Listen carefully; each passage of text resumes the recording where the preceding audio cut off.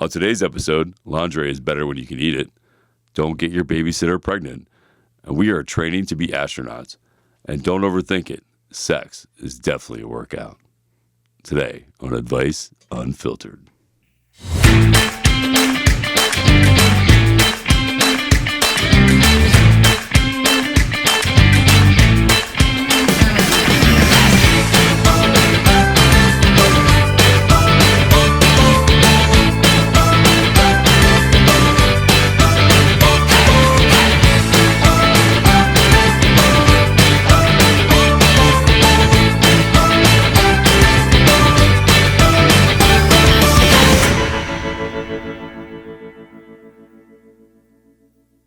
What's up, everybody? I want to welcome you to Advice Unfiltered with Tony Rodriguez and Christopher David on episode 7.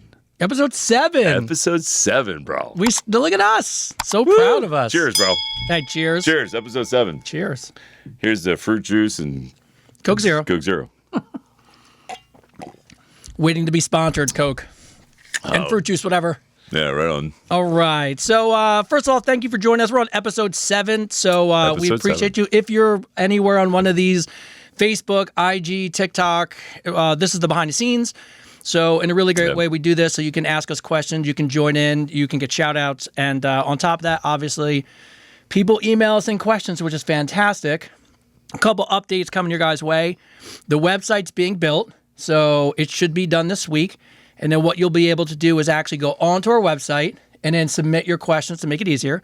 And on top of that, you'll be able to submit video questions. Really? Yep, you'll be able to clip video questions. You'll be able to submit video questions, and we'll be able to put them on the screen behind us.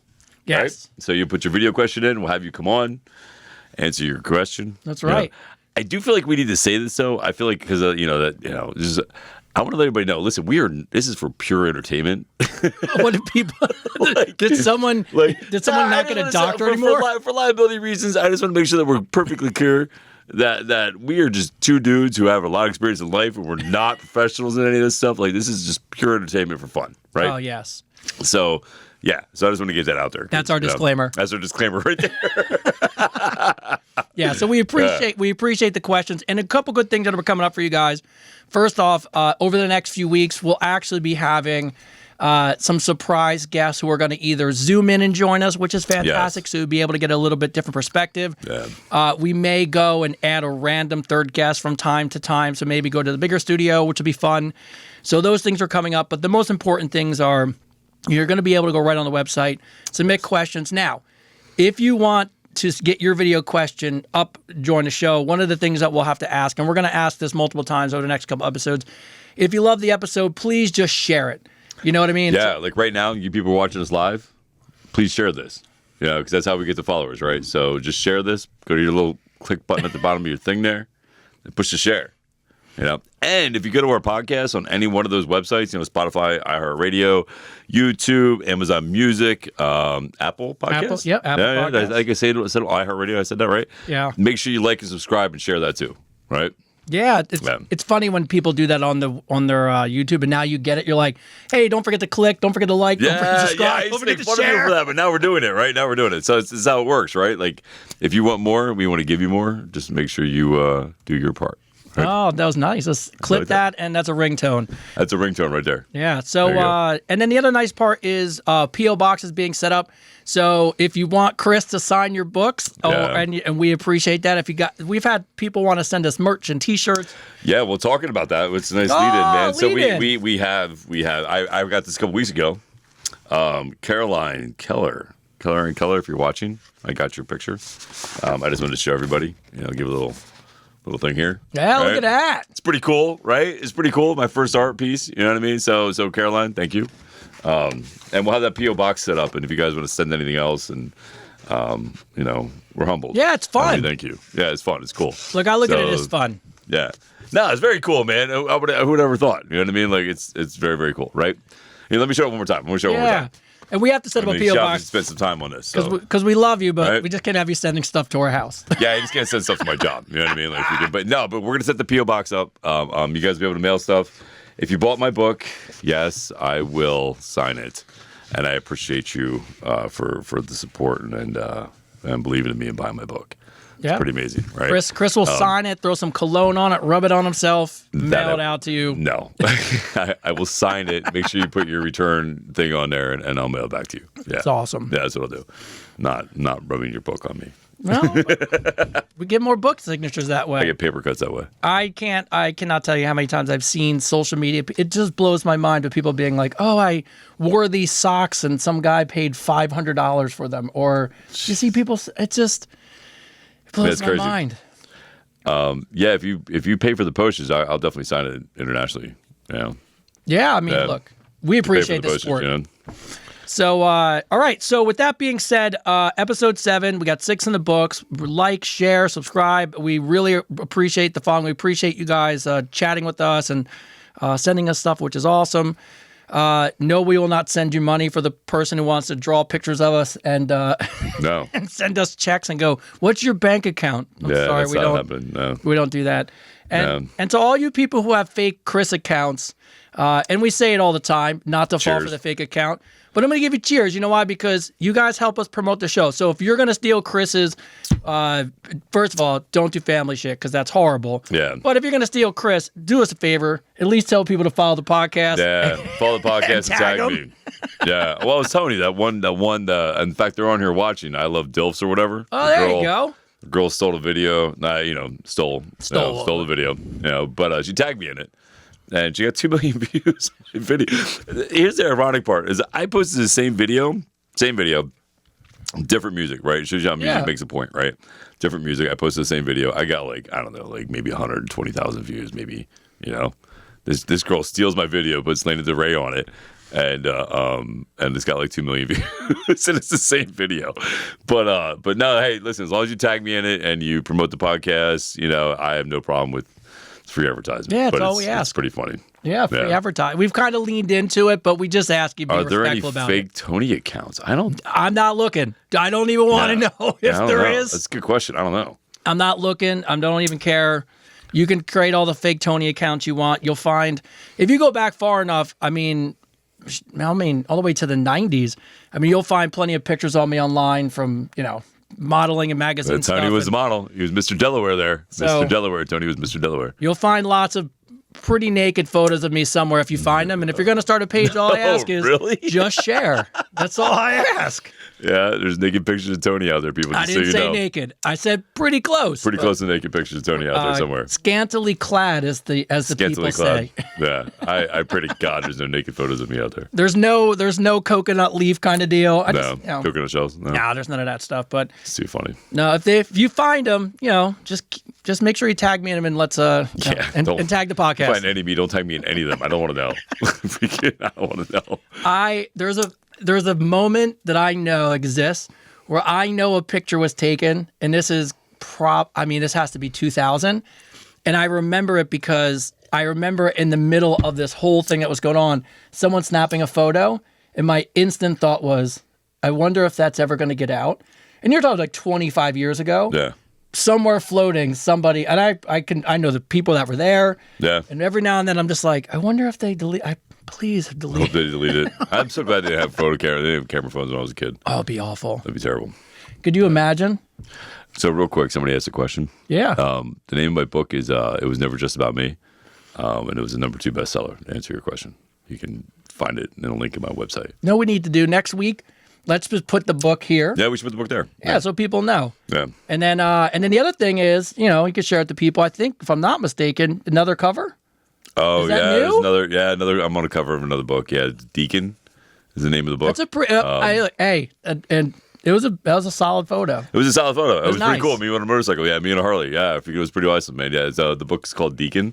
I don't know much about it. I know the lady who wrote it is a best-selling author. Mm-hmm. She's wrote a bunch of series. So if you want to check that out, you can actually go to my page and you can see the lady who did it in the cover of the book. But yeah, it's number 18, I think, book covers I'm on. So when you get commissioned to do these book covers, mm-hmm. does it something that's important to you to be like, hey, what's it about? Or you just always assume it's in a romance I have no area? idea. So here's the thing. So they can sell my books to whatever, man. I could be dating a cow. Freaking at some farm somewhere. You know what I mean? Or I don't know anything. So the pictures are taken. We do, so it's a 2-day shoot. I go. They're 10-hour days. We shoot as many locations, as many different outfits as we possibly can. Yeah, 2 days is a long photo shoot. Yeah. Well, it's 20 hours altogether. We shoot for 20 hours straight, or 10 hours both days. And I bring as many outfits as I can and change the outfits as much as I can. And then that way she has a plethora of pictures, and me in different outfits and me in different poses and me in different locations. And then she puts it on her website, and these authors go to her website and they pick out, which pictures they want. Gotcha. So, excuse me. So I have no idea, any of the books. Like, I didn't know I was going to be like on Irish Rebel or the Irish King or whatever it was. But thank God. I mean, they were cool. No, thank God, right? Yeah. I mean, so far, knock on wood, every single book, the cover that I've been put on has been, either I'm a hitman or I work for the mob. Something cool. Or something cool. It's something cool. Like I'm some lone guy in the middle of the woods, saves his girl, so they're all pretty cool. It's not like an Irish book called A Boy and a Sheep, and you're like, what the hell am I doing on there? And a cliff, you know what I mean? And he backs up. No, it's So essentially, your photographer does almost like stock photography of you in a million things, and then is able to commission that out, and then you make money when you get on the cover. Yes. Nice. Yeah. So that when they makes buy sense. the picture, they put that on the cover. Again, I have no idea what any of the books are. Deacon, the lady who did Deacon, is actually sending me a book. I think all the authors should send me books. Usually I have to buy them. But they should definitely. Yeah, dude. Yeah. That's so crazy. I know. They should all send me the book because, literally, they should sign it and then I can sign it and that book would be worth a lot more money, right? If you can sell me, it'd be a collector's piece. You know what I mean? So they should definitely send it to me. So if any authors are watching that bought my picture and you should send me the book, sign it. It'd be a collector's piece, right? I would just think that just out of pure, I would send. Yeah, because I'll be honest with you. Listen, those books, I'm sure they're excellent. But every time I post it, everybody says the same thing. They're like, "Oh, I'm buying the book now because of the cover." Yeah, I mean that's what they say. They all say, "I'm buying that." I had no interest in which it's a dual partnership, right? So they write the great stories, the smutty, sexy stories, and I get to be the guy. Yeah, that's right. It's not a bad gig. It's not a bad gig. I never thought I'd be doing that at 48 years old, but hey, here we are. Well, I told you, since I have all the photography equipment as a photographer, the cool thing is, in the next few weeks, we talked about it, we'll release some Advice Unfiltered photo shoots. Yeah. Yes. And maybe I'll put them on fake book cover. That'd be awesome. Just put them out to the world. We'll put notebooks, advice notebooks. I like it. Look at that, advice notebooks. You guys want advice notebooks? There you go. We'll put a notebook with us on the cover. And inside calendar. And you guys write down, your best quotes and your best inspirational, advice. One of these comedians, his name is Stavros. He's really heavy set, funny, heavy set guy. He's got to be 300 plus. But every year for years, he's made a calendar, and it's really fun. I mean, it's professional, looks great. Yeah. He makes a mint. Really? Off a calendar? Just people buying the calendar because they think it's hilarious. So no way. Who knows what's in our future? Yeah, who knows? All right. Yeah. Well, that being said, it's question time. It's question time. Yeah, just so you guys know, we're going to try to do two things. We have a lot of people to write in questions, which is great. I have 7 pages, so we're not going to go through all 7 pages tonight. Wow. But also make sure if you're on the TikTok, if you're on Instagram, Facebook, and you have a question, just go ahead and ask us because we definitely want to make sure we get to a lot of the questions that are on the phone as well because you're here live with us. So we definitely want to give you guys credit for that. So if you have a question, go ahead and put it into the chat. We'll make sure we answer it. And hi to everybody on all these. Yeah, just so you know, we're all filming right now live on Instagram and live on TikTok and Facebook. And Facebook? Went live on Facebook. No way. Yeah, that's why not. We got all the social medias up and going, bro. Yeah. What's up, Facebook? Yeah, so if you're on any one of these things, just know this is behind. I get this question all the time. It's the behind the scenes. People are like, "Oh, this is the green screen." Like people. Yeah, it's behind the scenes. Like, it doesn't look like this on the YouTube and the Spotify and all that stuff. No. So what I would hope for you guys to do is if you join us live, I appreciate it. Also, still download the podcast or go find it or go see what we actually look like with some nice, Ming sets us up with some nice studio backdrops, and also just promote it. So. But I was telling you today, I know this is going to be a weird segue. I was telling you today in the sauna. So we were at the gym today. We're at the gym. So in the sauna earlier, we got Hades, a new one. I love when I get new places. And I only bring this up because it was actually about your book. So I thought, in all fairness, it was about... so Hades? Yeah, from Haiti. Yeah. What's up, Haiti? Now, the funny thing is... Up to the Haitians, right? Up to the Haitians. Yeah. Haitians, right? Now, it is Haitians. And now when people ask me, I don't even know if they think... How many people think, just out of curiosity, the book covers you're on? Like, I know you have your own book and you're a Yes. bestseller. How many people think the covers that you're on are also your books? It's funny you said. It's funny you say that because somebody just asked me how many books I've written. I have not written any of those romance novels. I really thought about it. I don't know why I thought about that this morning. I literally thought about it. I was like, man, people must. No wonder they think I got an ego. Like, who would write like this romance novel about me being a hitman and getting the girl and then put me on the cover? You on the cover? Like, oh, that's awesome. Wow, that'd be so narcissistic. I mean, it'd be a good marketing strategy. You know what I mean? But like, that's just, I don't know. I just couldn't imagine doing that. Like, be cheaper. Like, it'd be cheaper, right? Like, if we can, like, I could buy my, I don't have to buy, I don't know, whatever. But yeah, I'm sure a lot of people do it. Listen, I've written one book. I'm writing number 2.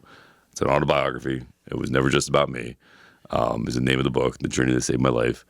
The other books, the Abrahams, the Irish King, those are all like really great authors who wrote these romance novels. They're not me. The only thing I am is the cover model and the guy you imagine being the hero in the story. That's what I get to do.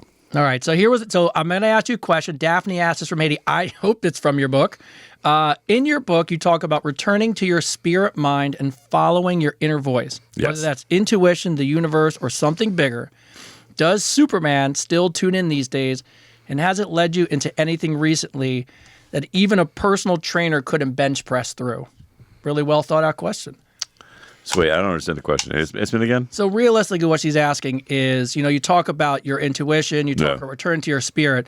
Nowadays, is there anything in your personal life that you feel like you're really trying to struggle and get through that your inner voice is helping you with?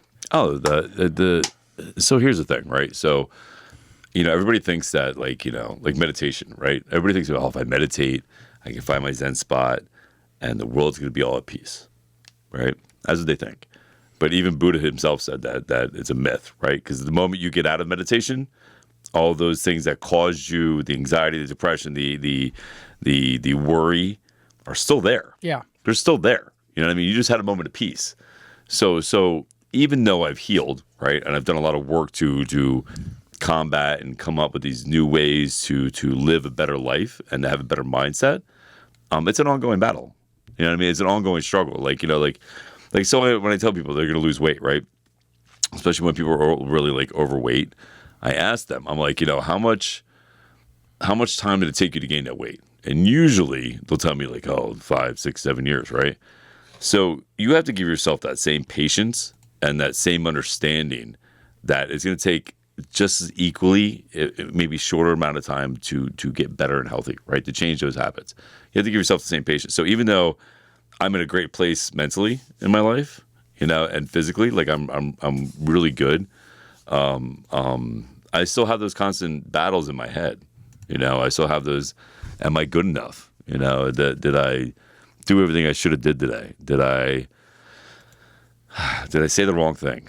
Did I make a situation bigger than it had to be? Those thoughts go into my head all the time, man. Like, did I offend somebody or hurt somebody I care about? Am I worthy of being loved?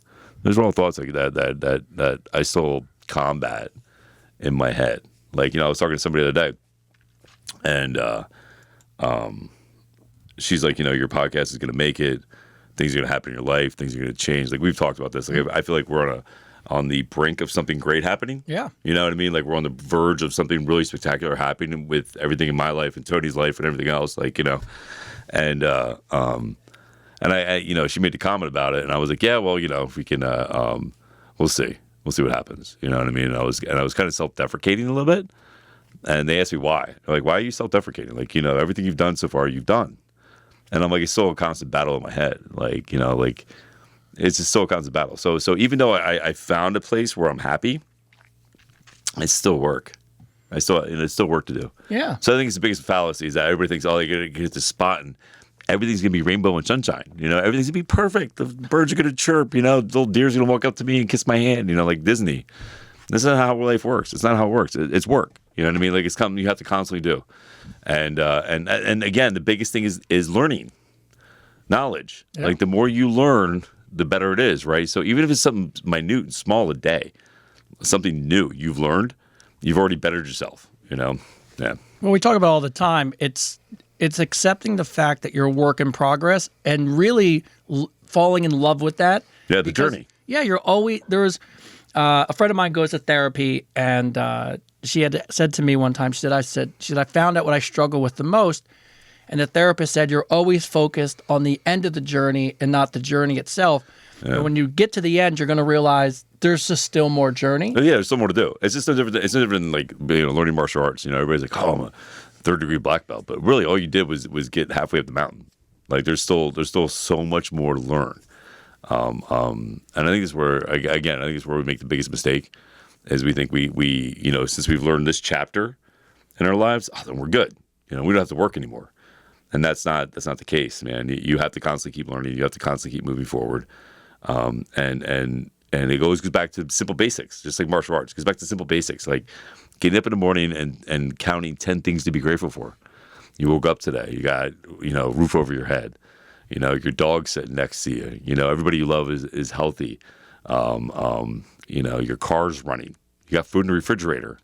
You have your health. Like there's like 9 things right there, right? Yeah. And actually giving yourself time to feel grateful for those things is a great way to start the day, and it's a great technique to help you combat whatever you're going through. Yeah, I heard today a crazy stat. I was listening to Rogan, and if you make more than $34,000 a year, you live in the top 1% of the 1% of the world. Yeah. But people wake up, and not that I'm saying obviously we live in the United States, it's a little bit different, but the point of it was I think people get away from just realizing sometimes to be great. You're alive. Yeah, you're alive, man. You have an opportunity today. You have an opportunity. You have an opportunity today. Every day is an opportunity. That's why they call the present the gift, right? Like the beginning of the present is the gift, right? Yeah. So fall in love with learning. Fall in love with things aren't going to always be okay. But I think the challenge is just don't be afraid and get stuck in the same place. The beauty of life is you get to fuck that up. You get to make mistakes. But the challenge is don't stay in the same place. No. Just keep moving. So here's a good example. So my youngest son, I told him, I said, dude, I was like, my youngest son's 10. Love that kid. I was like, dude, listen, you got to do 1%. He was hard on himself. He was like knocking himself down. You know what I mean? And I was like, dude, listen, man. I was like, just 1%. Just 1% better every day, dude. And he goes, yeah, but what the hell is 1%? He's like, what is 1%? I was like, yeah, but dude, 1% over 365 days is 365% better. Yeah. And he's like, oh. He's like, you're right. I was like, yeah. I was like, so it's not about seeing that great picture, right? Because even when you get to that point where you think you reach that point in your life, you're gonna find something else that you're not happy with. It's just the way it works. It's just that's why you see people that are multimillionaires and multi-billionaires, and they're miserable. Miserable. Freaking, and it's because they've done so much that they forgot about basic stuff. Basic stuff doesn't excite them anymore. The struggle. Yeah. The struggle is the most important thing.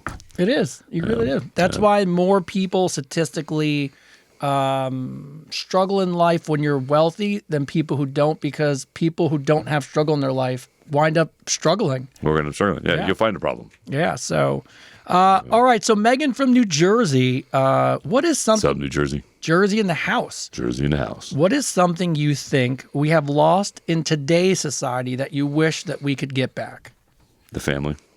I think so too. The family. I mean, the family dynamic. You know what I mean? Let's be honest. You know what I mean? There's been, and this is the truth. I don't care what anybody says, man. The truth, as a matter of fact, there's been an attack on the male identity and the male figure in the home for the last 30 years. And it's broken the family. They made this delusional thing that it's better for the mom to be out working and the dad to be separated and the kids to be raised by daycare. They've really beat it into our heads. And I'm not saying, listen, you can have Mr. Mom who stays home. The mom can go to work. Dad can stay home. I'm just saying in general, the family dynamic, having that, at 5 o'clock, right? When we were kids growing up, 5 o'clock, there was no cell phone. There was nobody calling. There was no emails. You know what I mean? When you sat down for dinner, everybody sat down for dinner. You know what I mean? The TV was off. You had that. As much as you hated it when you were a kid, you're like, oh man, this sucks. I got to sit with my friend. They're going to ask me questions about school and as you grow up and you realize that we have less time with our kids, less time with people that we care about, and more time at work. We work more now than we ever did, ever. You know what I mean? We're less home than we are ever, and even when we are home, we're answering emails. We're worried about what we're doing tomorrow and answering phone calls for work and. I think the biggest thing we've lost and that we really need to regain as a society, especially if we want to make a difference, is bringing back the family dynamic. You know what I mean? Bringing that family dynamic home, you know? Yeah, I miss, you got to put the phones away. You got to make things, like you said, doing dinner together, family time. An interesting statistic I saw was after your kids turn 18, you will only spend in total time one more year. Like if you actually count the days, you only spend one more year with them from 18 to the rest of their life. So make the most of it when you're in the same household for sure. No, it's true, man. We can, and somebody just asked her, how are you supposed to see your family when you have to work to survive? I listen, I get it. I'm not saying that it's easy, but I think, but the question was, what do we lose? And how do we get back to that, right? How do we get back to that point where, so like for me personally, I tell everybody I've worked for, man, the moment I'm done work, I turn off my emails and my beekeeper. I don't answer that crap. I'm not at work. You know what I mean? When I have my son on the weekends, my son has my attention. 100% has my attention. Right. You know what I mean? Because when I have him on the weekends, it's all about him. Whatever he wants to do, whatever he wants to spend time doing. It comes down to making that priority, right? Like making that time. And again, I'm not saying it's easy. It's not easy at all. It's definitely a difficult thing to do. Is it worth it? 100%. Because here's the thing: when we go to work, my oldest son taught me this. Because I worked 3 jobs when I raised him, and I thought because I had the house and he had every pair of Nike sneakers he wanted, and he had every game system he wanted, that I was doing the right thing, right? That I was doing the right thing by him, by supplying him, right? By providing for him. And at the end of the day, what he really missed the most was spending time with me. And when I realized that, when it dawned on me, it's kind of like that Cats in the Cradle song. Yeah. It was already too late. You know what I mean? There was no more weekends. There was no more time. He had his own life. You know what I mean? And the only people that know when you work overtime, the only people that will remember that you spent every day at work, 13-hour days, is going to be your kids and your loved ones. Your job's not going to remember you. Listen, your job's not going to give a shit. And in all honesty, man, if you die, there will be one of that in the paper tomorrow for your replacement. I mean, that's the God's honest truth. So what you got to do is figure out what your priorities are at. You know what I mean? Set those boundaries for yourself as hard as they can be. But yeah, I purposely make sure, like, anytime my kid calls me, he's got a day off, like he lets me know ahead of time, I'll rearrange my schedules to make sure I can spend that day with him, because he's the only one that's going to miss me when I'm gone, And look, get creative. I mean, I'll be honest with you, I work in a world where my phone is on. I work 7 days a week, and I operate on 2 coasts. And my wife is, she manages 24/7, 7 days a week as well. So I get it. But and I travel, so I'm not even home all the time. But it doesn't mean I can't get up and do breakfast or FaceTime or put a little note. So it doesn't have to be something so over the top. But when you have downtime, it's do breakfast together. Just do a lunch. Make the number one thing they said is really hit home the other day. They asked kids as they've gone through life, what's a memory that they have that it's in most children for the longest time back. So every psychiatrist would assume it's trauma, like something happened to you that's horrible. The number one thing that every kid remembers as they get older is a family vacation or camping in the backyard. Yeah. So it doesn't have to be money spent. It's time spent together. It's time spent together. Yeah. So no, it's time. Time is the most important thing.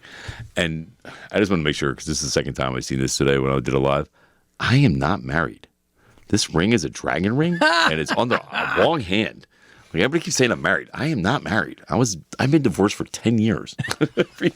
Nope, just me. Yeah, Tony's married. I'm not married. Tony's married. Tony's happily married. Happily married. Good for him. Yay, Tony. Yay. Hey, so anyway, go ahead. All right, the Netherlands. Anita comes in from the Netherlands with I love the Netherlands. What's up? Really simple question. Never have sex again or never work out again? See, I hate these questions. These are like the questions that freaking my son used to ask me. So my oldest son used to ask me these questions. Her kids cornered her like at a family function and gave her a bunch of these kind of questions. I just took one of them out. Yeah. So my oldest son, Isaiah, if you're watching, he used to ask these stupid questions when I was a kid. Would you rather? This is what she. Would you rather fall off the Empire State Building, get your eyelid caught on a nail, and land on a bike with no seat, or would you rather get run over by a steamroller really slow at a slow pace? Like, neither. Like, I don't want to give up either. Like, none. So what's my question? I have to give up sex or to the gym? I'm going to be honest. It's just, I mean, I really thought about when I was fucking gym. I would give up the gym only because I would make sex a workout. I'd make sex a workout. I'd swing her like a swing. You'd just be benching her up. It's like a swing, freaking doing cardio. I would give up the gym. This would be Advice Unfiltered, the workout version. Just show you tips on how to make it work. Let's talk about that one. Yeah, but here, like, she was like, Coke or beer, strawberry or cherry, Top Gun 1 or 2. There's a bunch of them. But, and then here's the other one. Here's one. Would you rather have your most embarrassing moment go viral or accidentally leak your own nude photos? I gotta be honest with you, I could care less if anyone saw me naked, so I just wouldn't want my most embarrassing moment out there. Oh, I don't know. I'm sure my most embarrassing moment is out there. I'm sure people know about it. I don't want any more people to know about it than probably already do. No, I don't care about either one. It wouldn't matter to me either one. I really wouldn't give a shit. I'm comfortable at this point. Yeah, no, if you can, you know what I mean? If you're making any money off my nudes, just make sure you send me some. That's it, right? Just tag us. Right? And the podcast. Not that there should be any.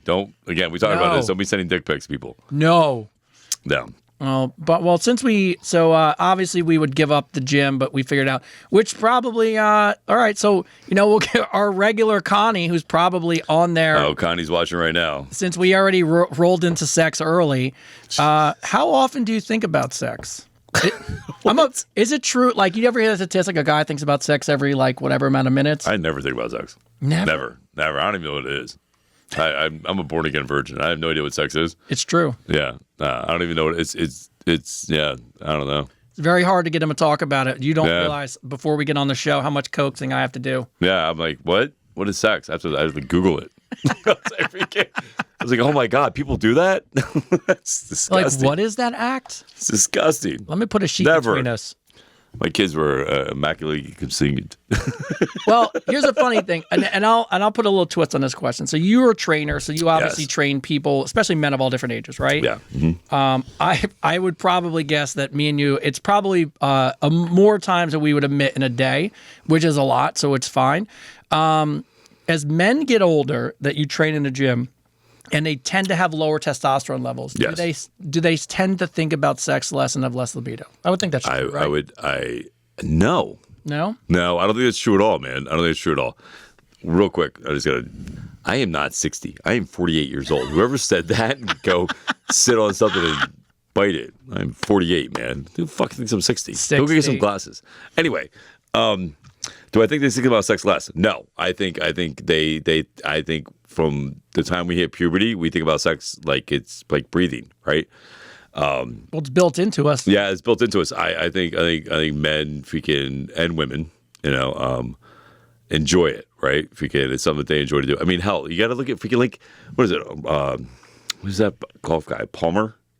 The old Arnold Palmer? Yeah, so he has a retirement home place, freaking like a resort. Yeah, like a community. Oh, I never got this. Yeah, and it's like all these like retired people live there, and they got like the most STDs out of any college because they're all out there fucking, and they're like in their 60s and 70s and 80s, and they're popping Viagra like it's candy. So no, I think it all depends on, Yeah, so I think people think about sex all the time. Except me, I don't know what it is. Except for Chris. Except for me, I don't even know what sex is. I have no idea. Well, Connie wants to know, do you like it when a woman nibbles on your earlobe?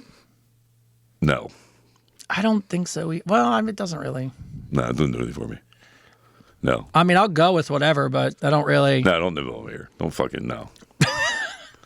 Don't nibble on my ear. Don't touch my fucking feet. If you can, I don't get that shit. You ever had someone try to suck your toes? I have. Dude, it's so fucking gross. And it's the craziest shit ever. I still want to throw up in my mouth right now. You've never had someone try? I hate fucking feet, bro. I know you might hate it, but you never seen someone just make the venture down? No. Oh, I have. I would freak out. I'd be like, no. It's so disgusting. It's so gross. So you know what killed it for me about feet? And I will tell you the exact traumatic experience. Yes. What was that? What was that movie that was a spin-off of Boys in the Hood? With the Wayans brothers. Oh, the something gin and juice and freaking. Yes, I know what you're talking about. Yeah, it's like the spoof of it. Mings will bring it up. Yeah, it's a spoof of freaking of it. Hold on, we're gonna look it up real quick. What is it? Give me 1 second. Don't be a menace. Don't be a menace to society, right? Yes. So there's a scene where the Wayans brothers start sucking this big heavy girl's toes, and they're awful. And she's got like Knuckles. corns and like freaking like, and he's like putting. Oh, it's so gross. Yeah, there it is. Yeah, it's so freaking gross. I remember seeing that movie and I was like, oh my god, I'm gonna puke in my mouth. Yeah, it's an. You don't have to show me, one. man. I'm good. Meg's trying to bring it up on the computer. Like, no, man, we're fine. Oh, no, it's a terrible movie, terrible scene, dramatic. Yeah. Yeah. Oh yeah, I just I completely remember it was college, so it was like fucking disgusting. Like, what is you in? So what gross. are you into? It was a bad movie. It was so gross. And this one will make her day. What do you wear to bed? Nothing. I'm a naked person. Yeah, no, I get really, really hot in bed. Oh, I sleep hot. So I got to have a fan on, and I don't wear anything. Boxer briefs at the most, but outside that, I can't sleep when it's hot. I need cold. I need cold. Yes. Colder the better. All right, Connie coming in as always. Thanks, Connie. Thanks, Connie. Such intriguing questions. All right. Sarah K. She didn't tell us where she's from, but what would you do if you were dating someone for a few months and all of a sudden they started exhibiting all your turnoffs? So you ever realize they say this, that you don't really know somebody until either they move in or you've been dating them for about 6 months and then you kind of get the real person. Yeah. They kind of let their guard down. I just end it. Just end it. I'm not going through that. No. My bet is that, Sarah, you've probably in discussions and dating talked about turn-ons and turn-offs. So the fact that the person knows what they are and they're still exhibiting them now, a couple months later. Yeah, no. Cut it out. Yeah, no, there's there's got to be a certain amount of attractiveness going on at all times. Do you ever get to a point where how do you deal with the struggle when somebody's so attractive or the chemistry is so great, but then the turnoffs come in and you know it's not good for you, but at the same time... Yeah, well, it all depends on what it is, man. Everybody's going to have their quirks. You know what I mean? You can't expect everybody to be perfect, right? No, of course. So, you know what I mean? Like, if you really care about somebody, then you're going to deal with their quirks, right? To a point, right? Unless it's something that's totally disrupting your life, and it's like a constant battle, something you're fighting over all the time. That's totally different. But if it's something like, like they don't want you to wear your shoes in the house or like licking ice cream cones? Wasn't that you? So yes, I can look past you chewing with your mouth open while you're chewing gum for a short amount of time. And then I'm going to let you know, you got to spit that fucker out. You know what I mean? Like, you can't be sitting there chewing your gum with a cow. Like, I just can't do it. I you know what I mean? But again, those are like, you also have to understand your quirks, right? Those things that bother you are more about you than it is that person, right? So what type of person are you? Are you a tolerant person who's going to be patient and caring and kind? Or are you going to be, it's all about you and a narcissist and a jerk about this shit? You know what I mean? Like, I've seen couples, I've seen women that were adamant that he had to, dress this way, he had to, sit this way, blah, blah. And like, we're like, very strict and very real, like stringent with them, Yeah. And the guy sometimes would eat it. But at that point, like, listen, you're not controlling me. Yeah. Like, there's just some people that are very controlling. So you have to figure out the difference, right? So you can have a quirk, and be tolerant and patient with it, or you could be a controlling person and make it all about you all the time. So that really depends on your personality. But I think if you really care about the person, and especially if they're really hot and they're actually a good person, then yeah, you just suck it up, man. Fucking just deal with it. Well, I think my wife has a good way to do it now. It came up this year because I'm a giant t-shirt, jeans, and sneaker person. Oh, I know. That's me. I was so excited to get you that shirt. Yeah, I was so excited. It's great, baby. Fucking hot mess. But so actually, she'll drop little hints, and I love her to death. So, and I want to be attractive to my partner. So she said the other day, she goes, "Oh, you remind me of somebody," and she was talking about Good Morning America, Kelly Ripa's husband. Oh yeah, no, that's a good looking couple. Solid guy, good looking couple. But she said, she goes, "Oh, what are you gonna dress like this season? Like, what are you looking for?" She goes, "Oh, I really like the way he dresses." Now I already heard it in my head, which was, "Hey, do you think that this year maybe we don't go t-shirt and jeans?" I know what the transcript's into. Yeah. But I just took it as a compliment. Like, hey, you know what? This is what my partner likes. Doesn't really hurt my feelings. And if it makes me more attractive to her, then... Yeah, well, that's the thing, too. Like, I want to do things that make my partner think I'm hotter. Yeah, of course. So yeah, I was just thinking about that, but it was just, I guess it's the way it's brought up. I'm so easy. I don't really care if it works for you. I can get around it. You can nibble on my ear, but just don't suck on my toes. What is a cream egg? Tell me how you like to eat your cream egg. What does that mean? Like a Cadbury egg? I don't know. This is, if we don't know what it is, I have no idea. I'm afraid for it to go in the chat, to be honest with you. Yeah. All right. John from Tennessee. How do I talk to my son about sex and the dangers of having sex too young? I know you both have children. Mm-hmm. When would you have that talk, or when did you have that talk? So your son's 25, mm-hmm. and then mine's just about to be 17. So did you have that talk with him? Oh, yeah. When did you have, before college, during high school? When did you have it? 12, 13. You have to. These kids are having sex younger and younger. You know what I mean? And it's out there, right? Like, for when we were kids, to be able to see anything like a nude woman or any kind of sexual thing, we had to like break into our uncle's, bedroom when he was gone in his drawer. You know what I mean? Like there was no internet. There was no, and these movies now or even younger movies. Like, there's some movies that are Disney movies that if you, from an adult perspective, you're like, wow, I can't believe they said that. Yeah. You know what I mean?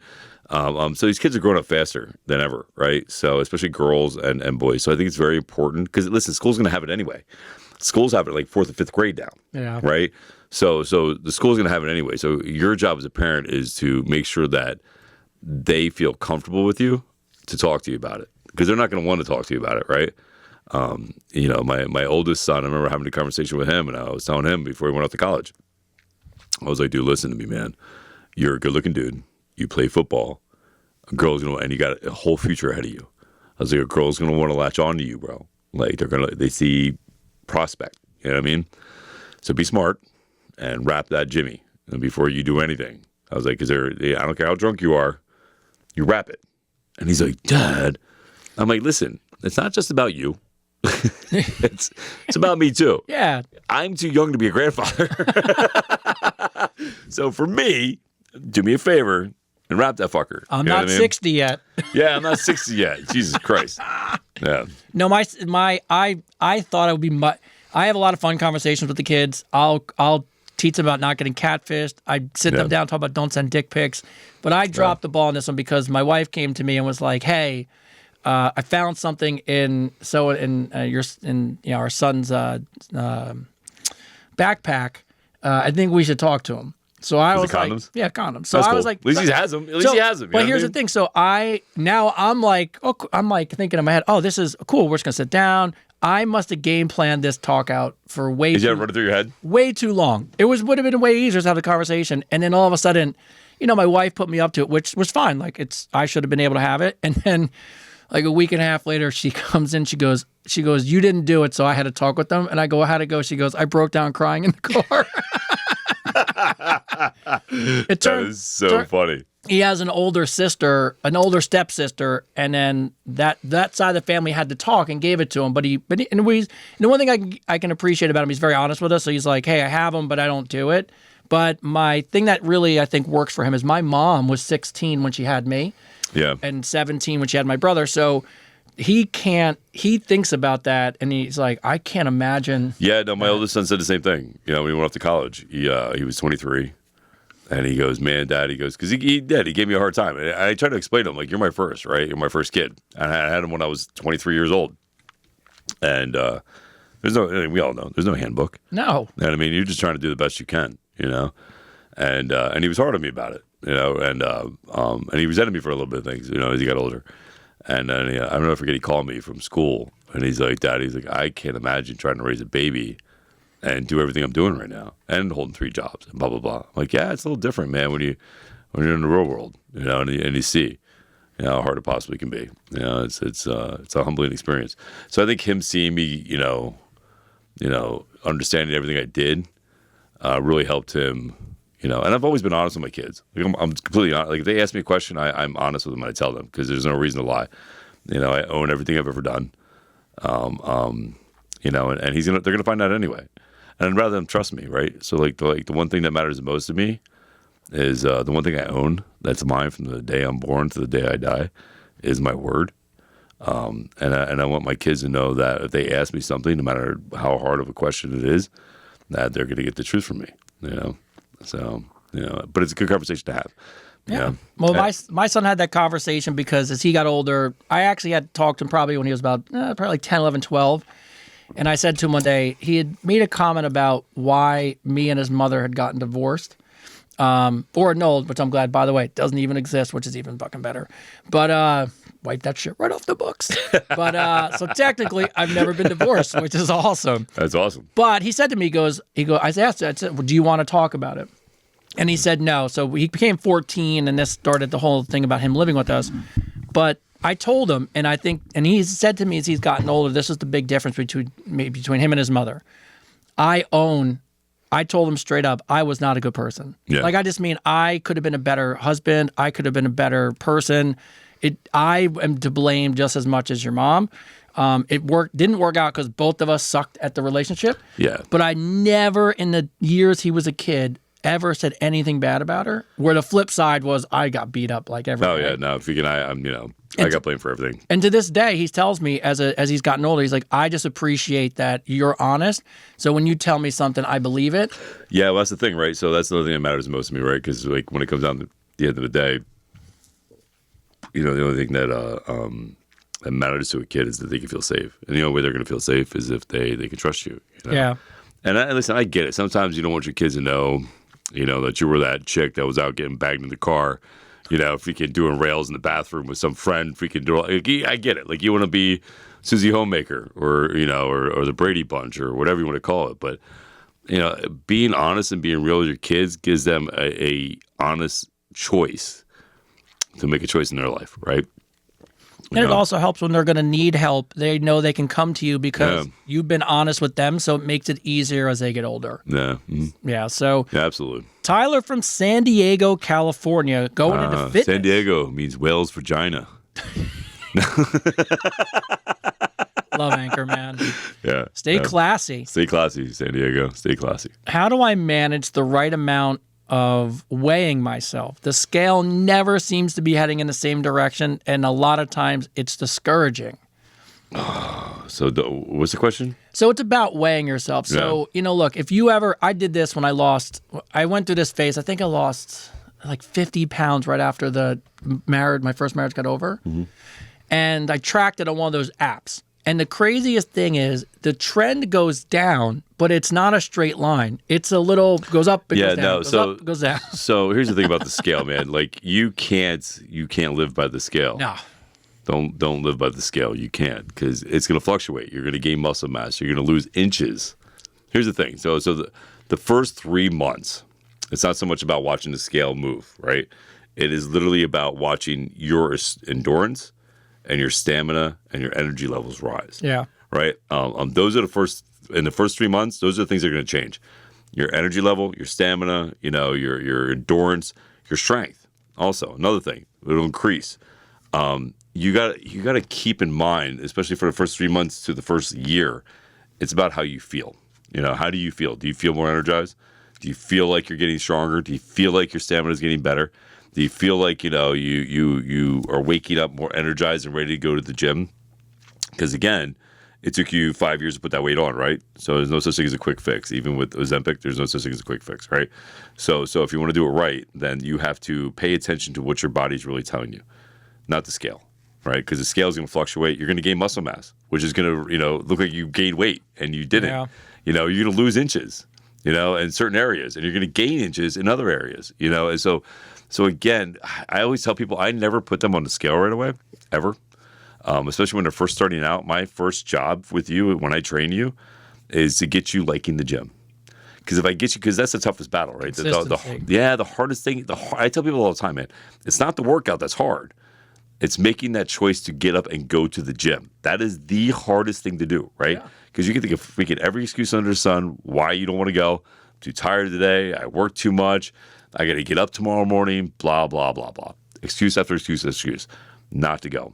But I'm telling you, and I mean this to with every fiber of my being, if you go consistently and keep going, push through that mental block, the outcome, the other side of that is so beneficial to you and everybody that loves you, right? Because you have more energy level, you'll be around longer, you'll be healthier.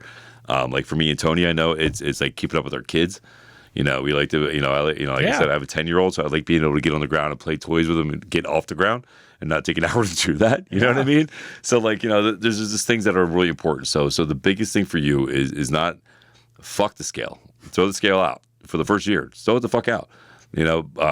Keep an eye on how you feel. You can listen. You can weigh yourself every other month, every 3 months.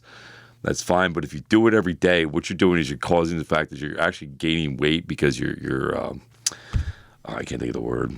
Your systolic levels. You're freaking. I can't think of the word right now. I don't know. I'm lost my mind. But your hormones change, right? So when you get stressed out, it actually makes you gain weight, and so does your metabolism, right? Could be water. Yeah.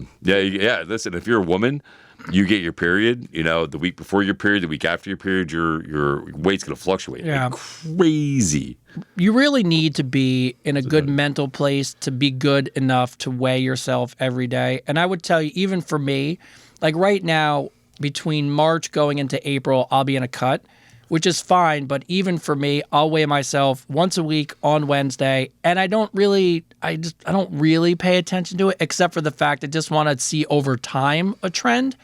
But to your point, if you haven't worked out before, it's so interesting that if you're getting stronger and your clothes are fitting better, but the scale doesn't move, you're actually going in a great direction because you're probably adding muscle mass and losing body fat. The scale won't tell you that. Yeah. So you just, if you have a really good trainer, if you have a trainer like Chris, they'll tell you, that the goal isn't to get you in the gym and in 3 months you're going to lose 30 pounds because you're never going to keep it off. Yeah. There's a lot of other things that go into it. So just don't live and die by the scale. I don't know what my TikTok live's doing right now, but it might shut off in 3 minutes and 48 seconds. Ooh, well, then you just go back live again. An unexpected error occurs. Please try again. How about you just get off my freaking thing? How about you just get us live again? Yeah, just get us live. Come on, again. TikTok. Whatever. Anyway, go ahead. All right. Mike from Brooklyn. Do you believe in cheat meals or cheat snacks? I'm struggling to stick with my diet.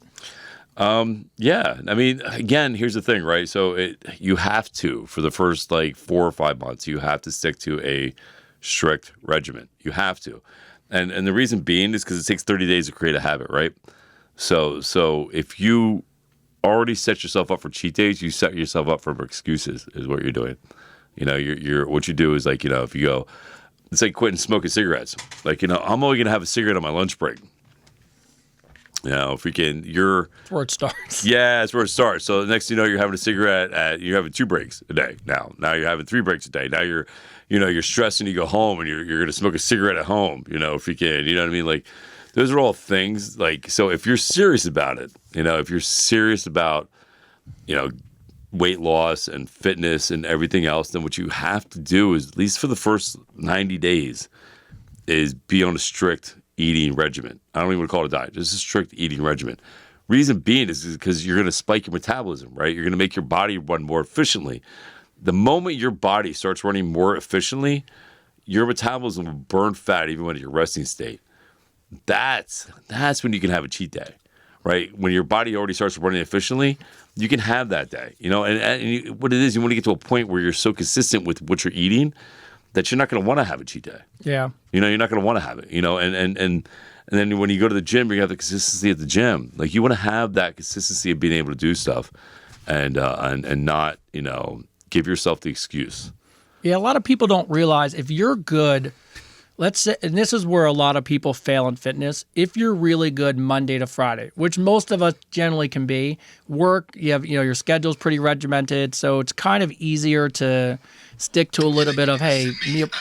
Sorry. I was like, yeah, it's a meal plan. Sorry about that, bro. But the weekends are where people, a couple glasses of wine, you go out to dinner, you go off the rails, and then what happens is you're like, all right, I'm already in, so might as well eat the pizza tonight, right? Yeah. I struggle with the word cheat meal. I think a better way to look at it is, to your point, start by trying to stay consistent for a while. And when you start to see progress, you start learning little hacks like, hey, I've been great, so I want my favorite snack on earth when I'm really dieting down is those Utz pretzels we talk about. Oh, I love those burnt Utz pretzels. Those things are amazing. Yeah, and I try to keep my carb count low when I'm cutting, like right now. Yeah. So normally I could open a bag and snack on those like there's no tomorrow, but I just, you know what? Well, here's the best thing. Here's something that's highly important, right? Is that if you do this, and I mean this 100%, if you do this, if you stick to a regimen of eating healthy, right? For at least 3 to 6 months, just to start, right?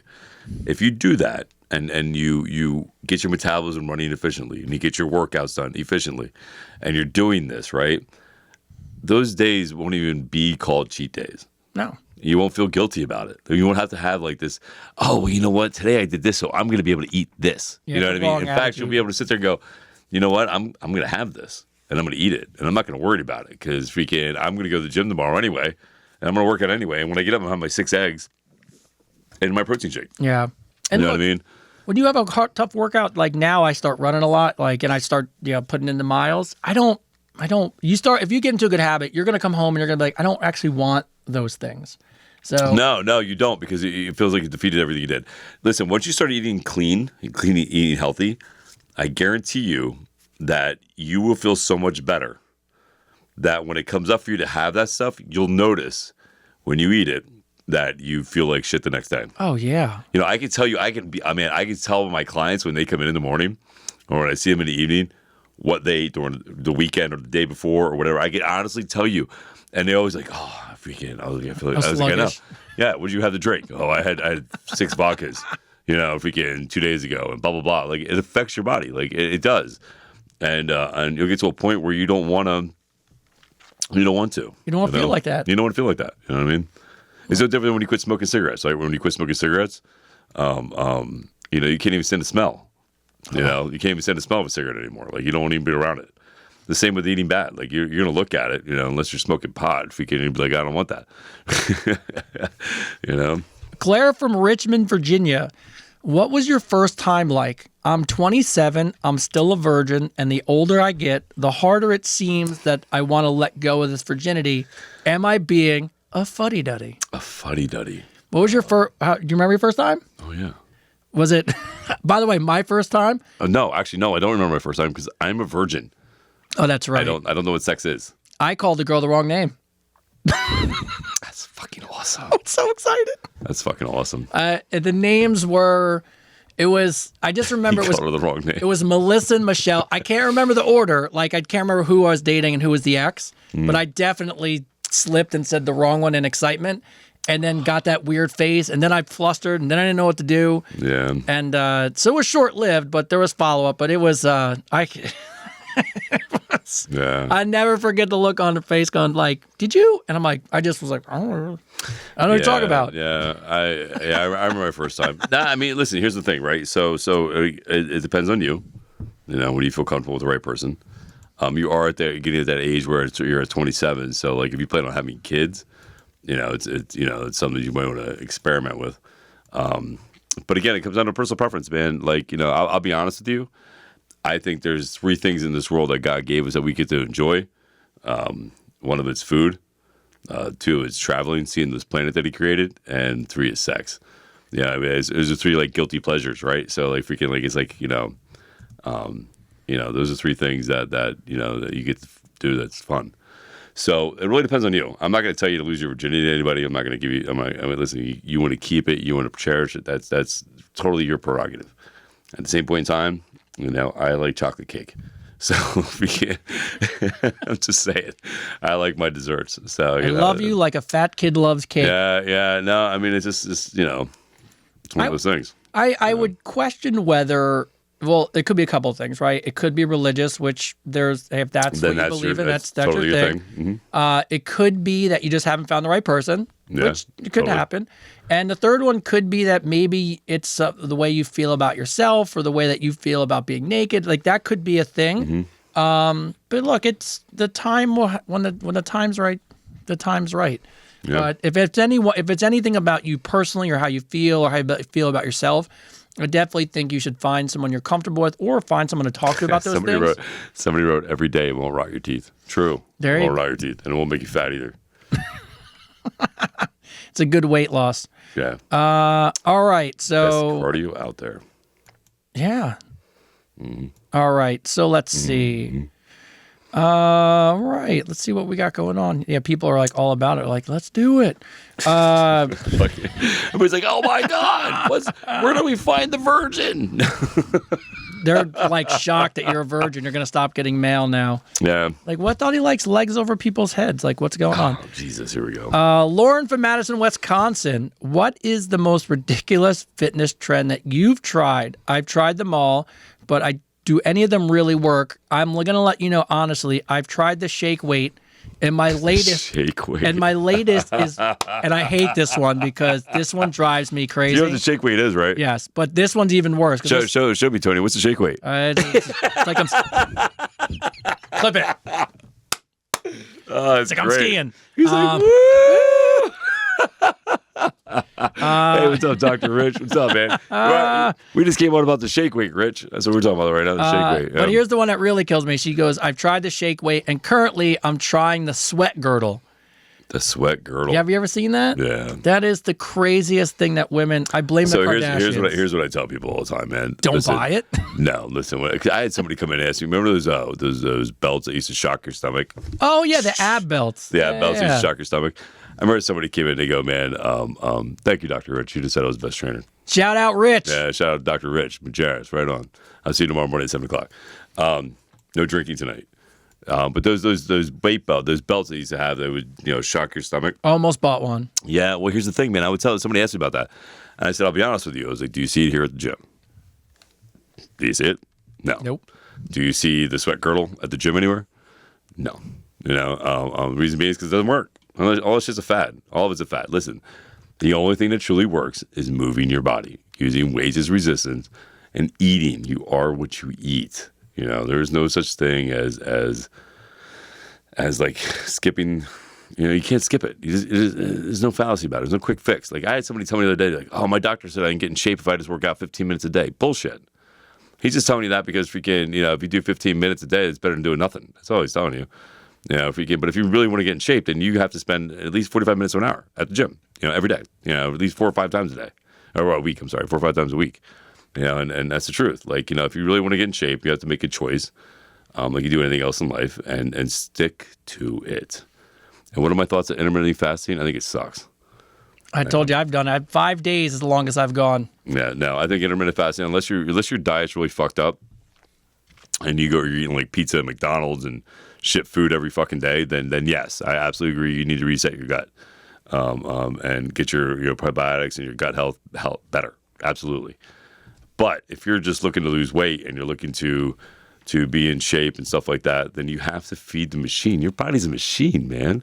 It's made to eat. Like you were perfectly made to eat. Yeah. And drink water and eat, Intermittent fasting is great only for 2 reasons. Religious. If that's that's really, for most people who don't realize it, it's not a weight loss fad. It's a religious thing. And the only other thing I actually like about it is every 3 or 4 months, I'll do 72 hours, not for weight loss, just because I like the reset of the body. Yeah. And it's autophagy and killing the dead cells. And whether that stuff in the long run does or doesn't work, it doesn't hurt me not to eat for 3 days, twice a year. But if you're using it as a weight loss strategy, it doesn't work great because here's the thing, and I know because I've tried it multiple years. It's easy to make it to 2 o'clock in the afternoon. The problem is what people don't realize is then they wind up ravaging those calories because they're so hungry. Well, yeah, they end up eating more than they would have. And they eat the wrong time of day. Yes. You know what I mean? So again, it comes down to your body's a machine. Feed it. Feed it. It's like the keto diet. Like when the keto diet came out, keto was actually created for people who were really overweight. Like we're talking like 400-pound people like that. And then next thing you know, it's on everything. Keto kale, keto freaking crackers, keto protein drinks, keto. It just becomes a marketing tool. And the truth of the matter of fact is, man, it's the same shit. Just eat right. Just eat healthy, man. Get your high proteins. The golden rule is 1 gram of protein per body weight. And eat your greens, man. Vegetables are good for you. Yeah. If I tell this people, and I'm a big proponent of this, if all you do is put all the diet shit out of your brain, if you just make sure that you don't miss your protein goal and every time you get a plate, you eat your protein first, Yeah. you will be amazed at how satiating it is. And then the only thing left, to your point, is probably eating the vegetables on the plate. Yeah, vegetables are great for you, man. Greens, green vegetables are amazing for you. An oxidized diet, Yes, it increases the oxygen levels in your body, your blood flow. You will lose weight, and you're going to keep your muscle, and that's at the end of the day what you want. So, the only fat I don't know if you can call it a fat at this point, but I'm only laughing because I do it, and it's actually in the gym now. I love red light therapy. Red light therapy is all right. So here's my thing. I have it at home. Here's my thing about red light therapy. All right, here we go. Ready? So when I heard about red light therapy, I thought it was bullshit. I'm going to be completely honest with you. I thought it was like, I was like, listen, I'm not an egg. What are you, incubating me? I'm like, is that what's going on right now? I'm like, you're fucking. I thought it was placebo. I'll be honestly, complete 100% honest. I thought it was placebo. I was like, oh, so people think because this red light's hitting, I'm going to feel a little heat that it's doing something. I'm an idiot. It's awesome. It's amazing. And it's actually one of the best things I've ever done. If you get a chance to do red light therapy, there's also blue light therapy, and I think green light therapy. I think, but I haven't done the blue light. But the red light, I had a shoulder impingement, and I was supposed to do three sessions of the red light therapy when we got at the gym, and I did 2. And I can't tell you, my shoulder felt brand freaking new, man. It was amazing. It literally was amazing. And I again, I was a skeptic. I thought it was bullshit. I thought I was going to get up and freaking and think that it was all stupid, and that was just some selling gimmick. But red light therapy is a real thing. It really works. So if you get a chance to do red light therapy, you should do it. Yeah, it's good for your face. It's good for your eyes. It's actually really, really good for your skin cells. Mitochondria. It's absolutely amazing for you. So red light therapy is really good. So if you get a chance to use it, we do have it at the Lifetime Gym. I'm a big advocate for it. I think it's amazing. So if you get a chance to do red light therapy, definitely check it out. Yeah, I started by going to a wellness center, so I didn't buy it right away because I'll buy stuff instantly and put it at the house. And so I did it twice a week for 12 minutes, and then I started really loving it. And now I have one at my house, so I do 15 minutes a day every day, probably 5-6 times a week. But skin, energy, eyesight, everything in the last 3 months has gotten better. So it's but you got to be careful when you buy those things because there are some you got to get a lot of one. Listen, you have to go to a good company. Make sure you buy it. So don't buy it off of Temu. Yeah, no, it's true. I mean? Yeah, you don't know what you're gonna get. You're looking at light. You're gonna be staring at. Get a real one. You got to spend the money on those things. So all right. Gaining weight is just as hard as losing weight. How do you gain weight in the right places? By eating and working out consistently. Gaining weight isn't difficult. Gaining healthy weight is where because people dirty bulk, and you could put on a bunch of body fat. No, you can't say that because it is hard. There's some people out there like me.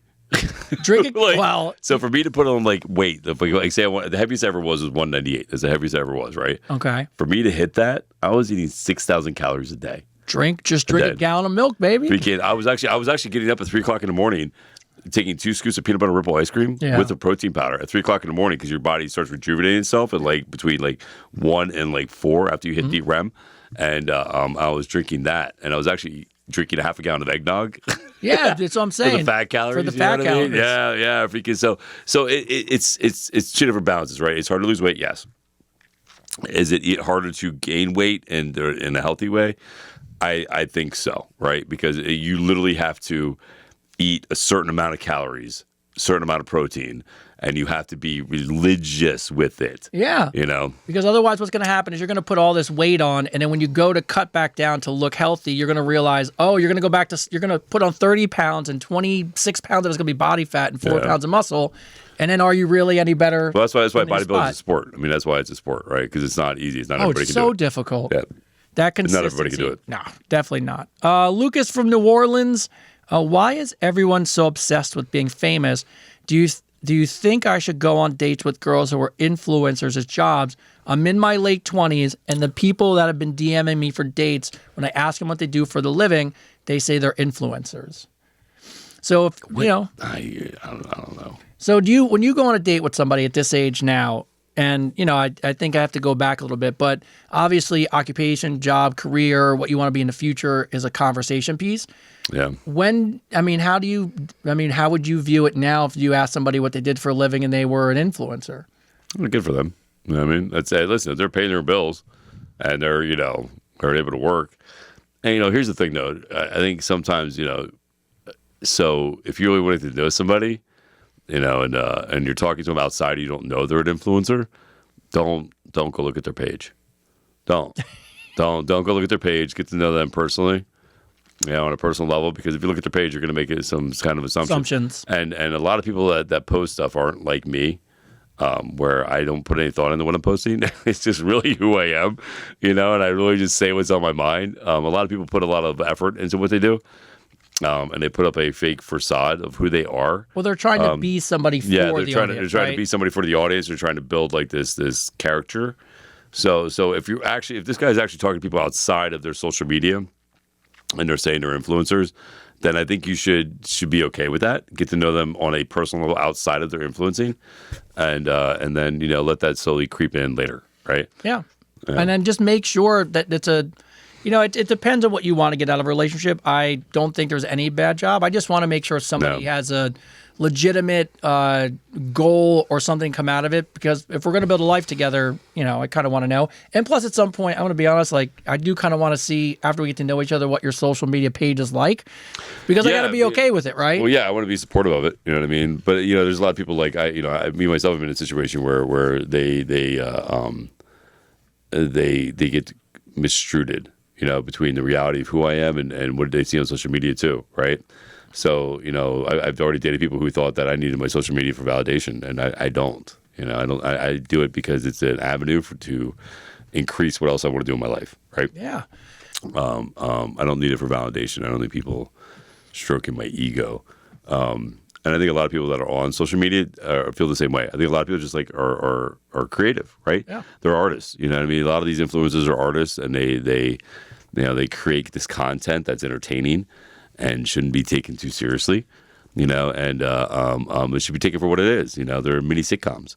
A lot of them are like mini TV shows. I think this is a new platform. It's a new medium, and this is where people make careers now. And it's just, Yeah, I mean, why not? You know what I mean? Freaking, why not jump on it and use it? Yeah. Isabel from Lima, Peru. I want to buy. Peru? Shout out Peru. Shout out to Peru. I want to buy some lingerie for my relationship. I'm not sure what my boyfriend would like, but if I was your girlfriend, what would you buy for me or ask me to wear as lingerie? That is such a roundabout question, trying to figure out what I like. Yeah, That's exactly what that is. I mean, it's so easy. They're just trying to figure out what we like, Tony. I would tell you now, I could care less about a bra. I love some booty shorts. I think they're the greatest thing on earth, and a solid baby doll. But I don't need any I'm not a person who needs the whole Halloween costume type deal. But I could just go booty shorts. I'd be in heaven. See, You're an exhibitionist. I'm an aggressive human being. So I suggest you buy something cheap that I can rip off of you. Now, that goes back to what a lot of women say, though. If I'm going to put on lingerie, isn't there a part of you as a man who's got to stop for a minute and at least enjoy it? Oh, appreciate it. Oh, yeah, absolutely. Appreciate it. Absolutely. But after I enjoy it for a few minutes, I'm ripping it off of you. If you weren't a virgin, of course. I mean, you have two options at that point, right? You got. Hey, that's pretty high. You need to take that off, or I'm going to take it off for you. Yeah. There you go. Yeah, that's it. I mean, listen. I think if you got lingerie, I think one of the things that if you really want to use it to excite somebody is send him pics before he gets there. Ooh, look at that. So build up that energy before he gets there. Show him little snippets. You know what I mean? Little little clips of the side boob or the hip with the string on it. You know what I mean? Hey, just so you know, I was thinking about you today. You know what I mean? Get that fire burning. Start those embers. Get that a good fired up energy happening. Well, if you're in a good relationship, that's the beauty of the safety of it. You can have fun doing that kind of stuff. Yeah. I don't think so much as he walks in the door and you're like, pow. Is a great way to approach it, right? I think the build up and letting him get his mind straight and freaking then being like, all right, this is happening. This is happening right now. And I think if you're with a real alpha man, freaking somebody who's a little bit animalistic, he'll enjoy that a lot. Well, in my opinion. Here's a question from Facebook that came across. A question from Facebook. Facebook question. So, and it kind of builds off what you're saying. Would you or do you have sex to music? And if you did, what? Because you're seemingly going to throw you around the room. Is there any preferred songs that come on? I mean, first of all, do you ever think about having sex to music? No. Not something like you reach for to put on. No, it's not like somebody if we can be like, all of a sudden, I'd be like, wait, I gotta put my mixtape in. No, it's not. It's not something that's happening. But if you walked into your girlfriend's room and she had music playing, what would be your soundtrack for the bedroom? My soundtrack for the bedroom. Yeah, it's a good question. I think. I'm going. I know I'm an old person, but I go some '90s R&B. There's some great. So fucking cheesy. I love it. So fucking cheesy. I love it. Like, I don't give a shit. Corny. I love it. You're like, where's my R. Kelly at? Give me some. By the way, he dropped a song out of jail the other day. No, he did not. Yes, he did. R. Kelly dropped a song out of jail? He dropped a remix with Chris Brown. Chris Brown. Fuck would fucking buy that? By the way, it's crazy because it's catchy, but he's from jail. But I'll put on some D'Angelo. Sure, it is catchy. It's catchy, cringy. Look, I love me some dirty, sexy R&B music. But then again, that's me. Sometimes you got to live in the corny. I'm good with it. Yeah, I don't know. Freaking, I don't know, man. I mean, if you don't know and you're young, just go Google D'Angelo "How Does It Feel" video. You could rock that song. I could put on all that stuff in the bedroom. I'm good with that. I'll be honest with you. Not a reach for it. I'm a simple man. So like, if I'm in that moment, man, I'm not listening. You don't hear anything. I don't hear nothing, man. I'm focused on one thing only, and the only thing I want to hear is her moaning. There you go. And yeah, that's it. In your ear. It's it. I just want to hear her moaning in my ear and saying my name.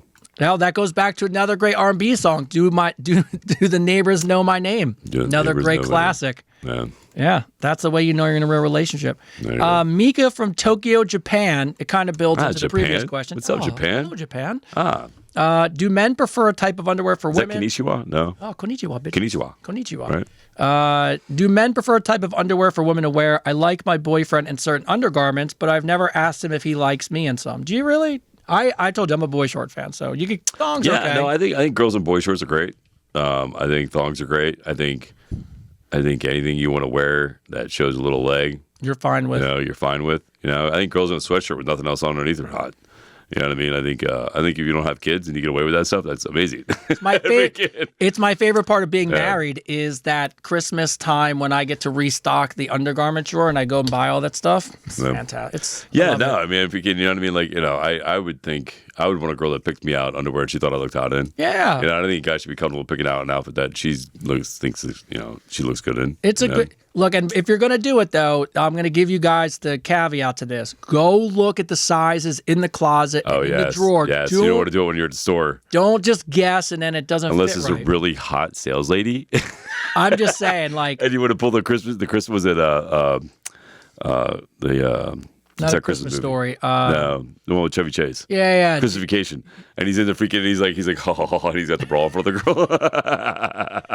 No, but there's a good bedroom. There's a good relationship tip. Go into the bedroom and learn bra size, underwear size, dress size. Save it on your phone. I always thought it was fun too to go together. Yeah. Right? It's always fun to go lingerie shopping together. Then you have something to look forward to at home. There you go.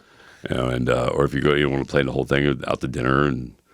You come home and boom, there it is. Boom, there it is. Boom. Bruno from San Paulo. Still ripping it off, though. Ripping it right off. Just fucking ripping it off. You just buy edible underwear. Have you ever done that? But someone's given it as people have given it to us as a gift. Never tried it because I don't. I have had the like whipped cream or something. No, the candy, the sweet tarts, the candy. Oh yeah, the candy. Yeah. It's like a candy ring, a G-string. I've had those. Yeah. I love Smarties. Yeah. Bruno from Sao Paulo, Brazil. And by the way, we're in the final stretch. So these things. Wow, we're almost over. Bro, these things fly by so fast. Wow, it's amazing. So have you ever had a fashion phase you find now hilarious? My kids wear some weird shit, but I wonder if I did the same thing as a kid. Do you ever look back at old photos of yourself and be like, what the hell was I thinking? Fucking parachute pants. Parachute? Was that and like MC Hammer? Parachute pants and spandex. You wore spandex? Fucking spandex bike shorts? Oh, yeah. Oh, shit. I wore it to a birthday party. A girl's birthday party. And my parents let me. Like, what the fuck were they doing? Oh, my God. Yeah. I remember they were black. They were black. They were for biking. I remember I remember a couple. I remember Z Cavaricci's, which are like Italian parachute pants in the Northeast. Oh yeah, with the zippers all down the side. I had those too. I had the parachute pants. But we were broke as a kid, so every time something cool came out, my parents would buy me the McGregor version or like the Adidas with cheap 4 version? stripes because we could, you know what I mean? No, I got hand-me-downs. That's what I got. I got hand-me-downs. So I would have collars out to here from like my brother and shit. Like, you know, and they were like the paisley colors, you know, like freaking like, you know, the sky blues, the pinks, and yeah. I think the 80s clothes suck. I don't think they should bring back 80s clothes. Listen, those jeans, those girls wear those high-waisted jeans that make your ass look flat. Fucking ugly. Oh, God. So fucking ugly. The only thing I did that was the worst as a kid is I actually grew one of those tail? like, tails. I had one too, bro. I had one too. I had a tail too. I had a rat tail. That's so bad. I grew a rat tail. Grew a rat tail. I had one too. We were such white trash. Bro, wait, I'm going to white trash it to another level. Oh, my God. We're such white trash. My mom dyed it blonde. Okay. No, I had blonde hair, so mine was already blonde. And then I go on the bus, and everyone pulled on it and made fun of me and called me a bunch of names I can't say on here. And the next day, I cut that shit off because I cried on the way home. I fought with my parents. I literally just talked about this story today. It's so funny you bring it up. I literally fought with my parents about not getting it cut off. They hog-tied me. They tackled me, tied my arms behind my head, freaking behind my back, with my legs, hog-tied me. Straight up hog-tied me. And pinned me down to cut it off. And I was so fucking mad. I was so mad. I look back at it now. I'm like, you did me a favor. Mom, Dad, I'm sorry. I gave you a hard time. Well, Mom. Dad's in heaven. Dad, sorry. I gave you a hard time. But yeah, freaking, yeah, that was so, yeah, Joe Dirt hair, yeah. I didn't have a mullet. No mullet. No mullet. Just was a tail in the back. Just a little rat tail, which is so... It's cringy now that you think about it. I know. It's Jenna from Mexico, little in the news style. I saw astronauts were rescued. Would you ever be an astronaut or travel into space if you were offered a ride? Somebody just asked me that. Yeah, it's just a question we got from Mexico. From Mexico. Somebody just asked me that the other day. Would I go into space? Yes. It'd be, I mean, yes, but it'd be so, I'm afraid. I wouldn't stay at a space station, but I would go into space. Yeah. I mean, I fly, I think last year I flew 77 times, so being on a plane doesn't bother me.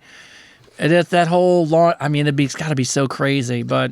Yeah, well, you don't have to launch off a rocket like that anymore. Like, what was it? Well, that's only the Virgin things. Yeah, the Virgin Airlines freaking fly right up to the freaking crust. Yeah, I would do it.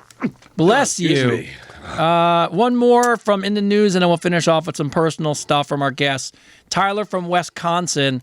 This is kind of interesting. I keep seeing these things in the news about quantum computers and parallel universes. Oh, yeah. Do you guys follow these types of stories? And do you guys feel overwhelmed by everything in the news altogether? Yeah. So, no, I follow the stories, man. Here's the thing. Like, you know, all this stuff that when we were growing up, it used to be called science fiction, right? It was fiction. It wasn't a possibility. It wasn't reality. It wasn't anywhere near that spectrum of things, man. It was science fiction. Now... You know, everything that you imagined when our parents were kids, when we were kids, is becoming reality. You know what I mean? It really, really is. You know, it just shows you that if it proves anything, right? It shows you if you think it and you put effort into it, you can make it your reality. Bottom line. You know what I mean? I love all that stuff. I follow. You know how much I live in that world with work and AI, and it just shows you how, in a really good way, how much we don't know. Mm-hmm. And to me, and this is, I mean, I'm not going off on a tangent on anything from spiritual side of things, but it just goes to show you we don't have the answers. You don't know. No. Anything's possible. It's just nice to have some faith. Man. So anything's possible. All Santa right. Claus is real. He could be. Jolly old Saint Nick. He's an old fat white dude who breaks into people's houses. You know what? We and forgot finds something. Kids. Wait, we forgot something. Oh, what did we forget? Happy St. Patty's Day, everybody. Oh, yeah, there you go. We miss St. Patty's Day, bro. Happy St. Patty's Day. Happy St. Patty's Day. Did you do anything? No, I'm fucking lame, bro. I didn't do anything. I ate bread pudding sitting in my house all fucking weekend. I didn't do anything either, so it's fine. Matteo from Rome, Italy, as we wrap this up, we got 2 questions left. What is something that you've done that you never admitted to your parents? When I was younger, I got the babysitter pregnant. That is amazing. That's amazing. That's amazing. Oh, when I read the question, I was like, That's amazing. I was like, I don't know. I don't know. Is that amazing? How old was your babysitter? How old were you? Like, I don't know. There's a lot of details. There's a lot of details in that story that was missing out there. There's so many questions I wanted so to obviously ask. you were over 13, because you were able to get her pregnant, right? So you were obviously hip Had to be, yeah. So if we can, how old was the babysitter? Is the baby still around? Do you have the kid? That's what I was curious about. Is the kid named after you? Is it named after me? That's a better question. Is it named after me and Tony? Is it? No. I can't even think of anything on that Tony, level. whatever your last name is. It's a great name. There you go. It's a great name. So is there anything I haven't? Let's go back. This guy needs to listen. If you're watching, bro, is it a guy? Matteo from Rome, Italy. Matteo from Rome, Italy. Listen, if you're watching, you need to follow up here. Can you write in a follow up, please? Yeah, we need some tea on this story, bro. I only asked it because I was hoping that we'd do this because I wanted to know, is the kid a rat? Like, I need more details. I need details in the story. So Matteo, you have to share your tea now. You have to tell us, Matteo. Matteo, I don't know anything I've done. There's nothing I've done close to whatever that is. No, I've never knocked out the babysitter. But we might need you to submit that as a video. Matteo, if you're listening. A video question, not you banging a babysitter. No. Let's clarify not the video of that. We submit you as answering the question, not the other one, not what you're doing. Anyway, so is there anything I haven't told my parents? Yeah, I don't think I can't. Well, that threw me for a loop when he said babysitter pregnant, but I think my parents pretty much know everything. I mean, I always tell them when I did drugs or like whatever, but I mean, my parents. No, there's plenty of stuff I've done that I wouldn't tell my parents. My parents were doing cocaine in front of me when they were 16. So I mean, when I was a kid. So I don't know that there's much they care about what I did. I mean, my real father, I would tell stuff to. My mother, she's really religious, so she's ignorance is bliss. If you're watching, Mom, love you. Shout out, Mom. Ignorance is bliss. It's just some things that people don't even know. They don't even know. That way. Especially when it's like in the past, right? Like, what's the point of telling somebody now? Yeah, it's not going to change anything except maybe their opinion of me, which I don't want that to happen. All right. Last one, and then we'll do goodbyes. Yeah. Zara from Cape Town, South Africa. What's up, South Africa? Shout out South Africa. Yeah, shout out. Do you have a celebrity look-alike? People say I look like a famous person, but I don't see it. Do people tell you that, and is it vain to agree? No, I don't look like anybody. No. Samuel L. Jackson? I look like Samuel L. Jackson, don't you think? And if you don't think I look like Samuel L. Jackson, then you're racist because you don't see it. Everybody's black when the lights go out. right. You definitely look like him. I get told, obviously I get told I look like Brad Pitt all the time, right? I get told I look like Brad Pitt or that the Bertino dude, what's his name? Oh, we talked about today. Yeah, Del Toro. Yes. Yeah. Benicio Del Toro. Yeah, Benicio Del Toro or Rob Schneider from Dukes of Hazzard or John Schneider. John Schneider. Yes. Oh, we got some Trish. I don't know. Oh, it's at the end. I don't know, whatever. Yeah. So I've been told I look like some people here and there. Do I see it? No. I mean, I think I look like Chris. I can't wait for the day that somebody walks up to Brad Pitt and goes, "Hey, man, you look like Chris Davis." You know what I mean? I get the same one. I don't see it, but I've had people come up to me in restaurants and get off planes and think I'm Bradley Cooper. And I can see that. And I don't, of course I don't see it. And by the way, I don't know that I like, oh yeah, look like Bradley Cooper. I make the same joke. I always go, no, but I wish I had his money. No, I tell people all the time. So when people go, man, you know who you look like? I'm like, yeah. They're like, who? I'm like, Samuel L. Jackson. And then literally you see him go, hey, what? Like, no, you don't. I'm like, no, I don't. I always just, and like, me and my wife will be at dinner and the waitress or the bartender have said it. They'll come over and go, hey, I'm sorry. I don't mean to do this. I see it's your husband, but do you know he looks like, Bradley Cooper? And my wife's like, yeah, that's why he's my husband. I get to look familiar all the time. I'm the B version. So Bradley. I'm the Temu version of Brad Pitt. Yeah, that's it. I'm the Temu version of Bradley Cooper. We got bigger muscles though. That's it. So, all right. So on that note, we're up to another hour and a half on episode 7. By the way, these episodes. First of all, shout out to everybody who brings questions and lives and Instagrams. These things are getting so easy for us that in terms of they just flow now. Like the time just goes by so quick. Yeah, no, it was freaking amazing. I hope you guys had fun. I hope you guys watched. Oh yeah. But shout out to you because first, and usually, I'll do this and Chris always signs us off. First off, shout out on the t-shirt. Love it. I much appreciate the T-shirt. It's fucking great. Fucking hot mess. Advice Unfiltered, everybody. It's so good. We got the logo on the back in blue. I told you to make a shirt out of it. It was. You messaged me. I was like, oh my. I was like, wait. You couldn't help it. We talked about it last week. It's fantastic. Perfect. So shout out to Chris for making the shirt. There's your warning label right there. Warning label. That's it. Mess. That's who I am. So, but outside that, as always, we're sorry if we can't get to every question, but it's been awesome. At some point, maybe these episodes will get a little longer. But what I will tell you is, by next week, you're going to see a website up so you can put questions. Next week, you have a PO box if you want Chris to sign stuff. And we just keep thanking you guys and appreciating you guys and loving the support. Last week we had over 7,000 live viewers plus all the downloads. So as every week, as I always say, I appreciate all of you. I love the support, and hopefully me and Chris just keep getting better at this, and you guys keep sharing, supporting, liking, subscribing. So we appreciate you. Everybody's asking for the T-shirt. So here's the deal. We are working on getting that set up, and once we do, we will definitely let you know. We have other shirt ideas that we're coming up with, so we will definitely let you know. The store, as soon as the P.O. box and the website go live this week, the next part for me will create the store. And the nice part, by the way, is I'm sure on our own we'll come up with some ideas, but this is where the fans will become fantastic, because if you have T-shirt ideas for us, we would love to put them up and make them. But this one's a home run. Yeah, this one's great. This is all because of you guys. So any kind of shirt ideas you guys have or anything you guys want to send us, like I said, the PO box will be set up, and you'll be able to do all that. And we'll have tank tops, we'll have hats, we'll have mugs, the whole nine. Eventually, you know what I mean? Yeah, maybe we'll have lingerie. Ooh. Who doesn't want Chris and Tony's face on a banana hammock? You know what I mean? Like, who doesn't want that shit, right? Or on a brawl, Tony's face here, my face here. I mean, who doesn't want to see that? That's great.